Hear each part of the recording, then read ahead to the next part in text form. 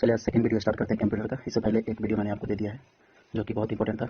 इसमें कुछ typical term होते हैं जैसे कि डिबगिंग हो गया, कर्सर हो गया, हाइपरटेक्स्ट, ये सब रूट डायरेक्टरी सब जो होता है उसको हम लोग देखेंगे जो इसमें डायरेक्ट पूछा जाता है। तो सबसे पहले स्टार्ट करते हैं कंप्यूटर की भाषा से। और जनरली कंप्यूटर की भाषा जो होता है तीन प्रकार का होता है जिसमें आता है पहला मशीन लैंग्वेज, उसके बाद दूसरा आपका आता है असेंबली लैंग्वेज, और तीसरा है उसको बोला जाता है हाई लेवल लैंग्वेज जो हाल फिलहाल में यूज हो रहा है। एक मशीन कोड का अगर बात करें, सबसे पहला जो लैंग्वेज था, इसमें सबसे पहले जब कंप्यूटर बना था तो उसमें 0 और 1 का जो विभिन्न टर्म होता है उसको यूज़ किया जाता था जिसको मशीनी भाषा कहते थे। दूसरा असेंबली भाषा में इसमें जो है याद करने लायक जो कोड होता है उसका यूज होता था जिसको बोला जाता था निमानिक कोड। जैसे कि मान लीजिए एडिशन आपको करना है तो ADDION, एडिशन को शॉर्ट टर्म में लिखते थे ADD।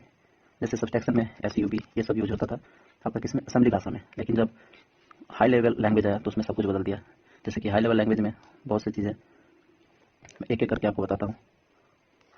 देखिए हाई लेवल लैंग्वेज में अगर आता है नंबर तो सबसे पहले फोर्ट्रॉन का, क्योंकि सबसे पहले बना भी था ये बना था आपका 1957 में, और ये IBM कंपनी के द्वारा बनाया गया था। और JW बेकर जो है उन्होंने इसको विकसित किया था, और ये पहला हाई लेवल लैंग्वेज था और इसका यूज होता था और मैथमेटिकल फार्मूलाज जो होते हैं उसमें यूज होता था इसका। फोर्ट्रॉन का फुल फॉर्म होता है फार्मूला ट्रांसलेशन। उसके बाद आता है नंबर कोबोल का। तो कोबोल का मतलब होता है, फुल फॉर्म होता है कोबोल का कॉमन बिजनेस ओरिएंटेड लैंग्वेजेज, ठीक है। Common business oriented language code का फुल फॉर्म होता है। इसका यूज जो किया जाता है ये ऑफिस में किया जाता है और कमर्शियल जितने भी चीज़ होते हैं उसमें यूज किया जाता है कोबोल का। उसके बाद बेसिक, तो बेसिक भी लैंग्वेज है। बेसिक का मतलब होता है beginners all purpose symbolic instruction, इसका फुल फॉर्म होता है। और लास्ट में सी होता है कोड, यानी कि beginners all purpose symbolic instruction code. तो इसको यूज किया जाता है शिक्षण संस्थानों में, और माइक्रोप्रेड जो होता है उसे यूज किया जाता है बेसिक का। और नेक्स्ट आता है अल्गोल। तो अल्गोल जो है आपका, अल्गोल का मतलब होता है ये होता है एल्गोरिथमिक लैंग्वेज होता है इसका मतलब, एल्गोल का मतलब। ये बात 1958 में। और जैसे कि बहुत अगर टफ कोई जैसे एल्जेब्रिकल फॉर्म को अगर सॉल्व करना है तो उसके लिए एल्गोल का यूज़ किया जाता है। उसके बाद APL है। तो APL का मतलब होता है एडवांस प्रोग्रामिंग लैंग्वेज। ये आया था 1980 में, और ये भी गणितीय गणना जितने भी थे उसमें प्रयोग किया जाता था इसका, APL का। उसके बाद है स्नोबॉल आया था 1962 में, और इसमें जो है भाषाओं को संदेश के रूप में जो है एक डायरेक्टरी बनाया गया जिसमें यूज़ किया गया इसको। उसके बाद प्रोलॉग जो है, प्रोलॉग का मतलब होता है प्रोग्रामिंग इन लॉजिक। ये बना था 1973 में, और इसका यूज होता है आर्टिफिशियल इंटेलिजेंस में। उसके बाद है आपका जावा। तो जावा बना था 1991 में, और इसको प्रोग्रामिंग लैंग्वेज बोलते हैं। और इसका यूज़ किया जाता है वेबसाइट बनाने में। जावा का यूज होता है वेबसाइट बनाने में। तो इतना चीज़ से ज़्यादा जो पूछा जाता है वो फोर्ट्रॉन पूछा जाता है, उसके बाद कोबाल पूछा जाता है और पास्कल पूछा जाता है। तीन चीज़ आपसे बार बार पूछते हैं। उसके बाद जो इंपॉर्टेंट चीज़ है वो देख लेते हैं। जैसे कि सबसे पहला ग्राफिकल यूजर इंटरफेस। ये क्या होता है? ग्राफिकल यूजर इंटरफेस एक ऐसा मीडियम है जो कंप्यूटर में जो है चित्रों से क्या करता है, कॉन्टैक्ट करता है। जैसे कि आप विंडोज ग्राफिकल का कोई इमेज ले लीजिए, उसके बाद टास्क बार होता है। नेक्स्ट का टास्क बार। तो ये विंडोज में जो आपका सबसे नीचे जो दिखता है उसको बोला जाता है टास्क बार। जहाँ पे जैसे ये मान लीजिए कंप्यूटर है और ये वाला नीचे वाला, ठीक है। तो यहाँ पे जो कोड है जो भी आपको दिखता है, जैसे स्टार्ट करना हुआ या क्विक लॉन्च हुआ या सिस्टम हुआ या बटन हुआ, ये सब को ही बोला जाता है टास्क बार। यानी काम में जितने भी चीज़ लगे रहते हैं जैसे माइक्रोसॉफ्ट और पावर पॉइंट, एक्सेल, ये सब होता है टास्क बार। उसके बाद है रूट डायरेक्टरी। तो रूट डायरेक्टरी कंप्यूटर में जो मुख्य डायरेक्टरी होता है, मेन डायरेक्टरी होता है, उसको उसी को हम लोग बोलते हैं रूट डायरेक्टरी। उसके बाद हाइपर टेक्स्ट। तो हाइपर टेक्स्ट क्या होता है? वर्ड डॉक्यूमेंट में एक वर्ड जो दूसरे वर्ड के साथ जोड़ने के लिए यूज़ किया जाता है। वर्ड डॉक्यूमेंट में जब हम किसी वर्ड को दूसरे वर्ड के साथ जोड़ते हैं उसको बोला जाता है हाइपर टेक्स्ट।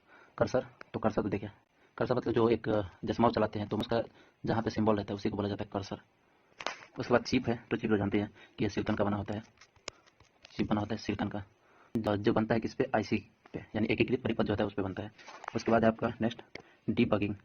और डीबगिंग मतलब कि कोई प्रोग्राम है, ठीक है, अगर उसमें कोई एरर आ गया तो उसको जो हम ठीक करते हैं तब उसी को बोला जाता है डीबगिंग। उसके बाद ई-कॉमर्स। तो ई-कॉमर्स का मतलब होता है कंप्यूटर और इंटरनेट सेवा से किसी चीज़ को बेचना या बिजनेस करने को हम लोग ई-कॉमर्स बोलते हैं। तो ये सब मैंने बता दिया। उसके बाद आप एक है आपका, देखिए एक होता है नंबर, बाइनरी नंबर, आपको ये याद रखना होगा, ये बार बार एग्जाम में आते हैं। एक होता है बाइनरी नंबर, तो इसमें जो है 0 और 1 का यूज़ किया जाता है, और बार बार एग्जाम में आते हैं। जैसे कि एक बिट पूछा जाता है, एक बिट जो होता है वो कितना होता है, तो एक बिट में 0 या 1 होता है। और 4 बिट का बात करें तो 4 बिट को जो है एक निबर बोला जाता है, एग्जामिनर का फेवरेट है। उसके बाद 8 बिट मिला के 1 बाइट होता है, 8 बिट मिला के 1 बाइट होता है।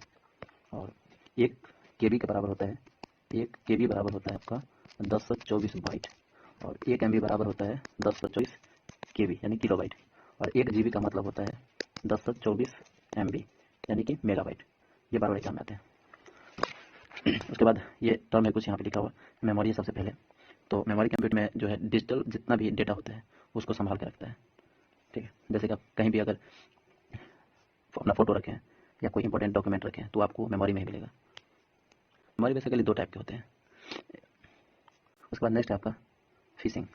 फिशिंग जो है एक तरह से इंटरनेट हैकर जो होते हैं, हैकर जो कंप्यूटर से डेटा चुराते हैं, वो आपको, जैसे आप कैसे कभी मछली अगर मारने के लिए जाते होंगे किसी तालाब में, तो क्या करते हैं, एक ऐसे बना रहता है, उसके बाद एक आप इसमें चारा डालते हैं, ठीक है। उसके बाद मछली आती है, खाती है और फंस जाती है। वैसे ही हैकर जो होता है वो आपके मेल के थ्रू, व्हाट्सअप के थ्रू, किसी भी थ्रू आपके पास एक चारा भेजता है, यानी कोई कोड भेजता है। अगर आप उस पर जाकर साइन अप कर लेते हैं तो आपका डेटा वहीं से हैक हो जाता है। तो उसी को फिशिंग अटैक बोला जाता है, जो आजकल बहुत होता है। उसके बाद डाउनलोड है। तो डाउनलोड और अपलोड में फ़र्क है। जब आप किसी दूसरे नेटवर्क से अपने नेटवर्क में अगर किसी चीज़ को सर्वर में लेते हैं, ठीक है, तो उसको डाउनलोड बोला जाता है। लेकिन अगर आप अपने सर्वर से कहीं और एक इंटरनेट पर अगर भेजेंगे तो उसको हम लोग अपलोड बोलते हैं। जैसे कि वीडियो में अपलोड करता हूँ और गाना कहीं से मैं डाउनलोड करता हूँ, तो दोनों में फ़र्क होता है। मेमोरी जो होता है वो आपका 2 टाइप का मेमोरी होता है, एक जिसको प्राइमरी मेमोरी बोलते हैं और दूसरा होता है सेकेंडरी मेमोरी। तो प्राइमरी मेमोरी में आता है रैम और रोम। रैम का फुल फॉर्म कभी कभी पूछा जाता है, रैंडम एक्सेस मेमोरी होता है, और एक रोम होता है, इसका मतलब होता है रीड ओनली मेमोरी। अगर रैम में है कोई चीज़ तो आप इसको चेंज नहीं कर सकते, लेकिन रोम वाला चीज़ को आप चेंज कर सकते हैं, इसको पढ़ भी सकते हैं। और सेकेंडरी मेमोरी होता है आपका, जो डेटा है या कोई प्रोग्राम है उसको हमेशा के लिए अगर आप किसी मेमोरी में रख लेते हैं, कहीं पर रख लेते हैं, तो उसको बोला जाता है सेकेंडरी मेमोरी। जैसे कि एक मोबाइल में चिप लगाते हैं तो होता है सेकेंडरी मेमोरी, ठीक है। और इसका जो क्षमता होता है वो प्राइमरी मेमोरी जो होता है उससे ज़्यादा होता है। और प्राइमरी मेमोरी कभी भी जो लगता है वो सीपीयू के अंदर ही लगता है, आप इसको बाहर से नहीं लगा सकते हैं। तो इतना चीज़ है आज के लिए। और मैंने आपको पिछली वीडियो में बताया था 2-3 चीज़ कि सबसे फास्ट कंप्यूटर जो है वो है आप चाइना का, और इंडिया का बात मैंने किया था कि इंडिया में जो सबसे फास्ट कंप्यूटर है वो है आपका परम।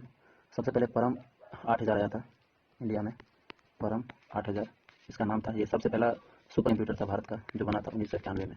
उसके बाद आया परम, तो परम को बनाया था सीडैक ने, centre for development advance computing ने बनाया था। एक है परम पदम, इसको बनाया है सीडैक ने, और इसका जो क्षमता है टोटल इस कंप्यूटर का वो है टेराफ्लॉप में, टेराफ्लॉप में किसी भी चीज़ को ये कर लेते हैं। उसके बाद इंपॉर्टेंट 2-3 चीज़ मैं और बताता हूँ आपको। जैसे कभी कोई पूछ लेते हैं, सब फॉर्म रहता है और उसका फुल फॉर्म आपसे पूछ लेता है, जैसे कि लैन पूछता है और वैन पूछता है, मैन पूछता है, ये सब बार बार आते हैं। तो लैन मतलब है लोकल एरिया नेटवर्क, मतलब कि 1 किलोमीटर से लेकर के 10 किलोमीटर में अगर आपको कंप्यूटर को जोड़ना है तो ये लैन कहलाता है। अगर 100 किलोमीटर से ज़्यादा अगर आपको जोड़ना है तो इसको मैन कहा जाता है। मैन का मतलब होता है मेट्रोपॉलिटन एरिया नेटवर्क। और अगर आपको एक पूरे वर्ल्ड को अगर कहीं से कनेक्ट करना, एक जगह से दूसरे जगह पूरे वर्ल्ड को, तो उसको बोला जाता है वाइड एरिया नेटवर्क। ये किसी देश को जोड़ सकता है, किसी महाद्वीप को जोड़ सकता है। तो ये बात आते हैं क्वेश्चन एग्जाम में, ठीक है। तो नेक्स्ट वीडियो में हम लोग जो भी बचा है वो भी देख लेंगे। आज के लिए इतना रहने देते हैं।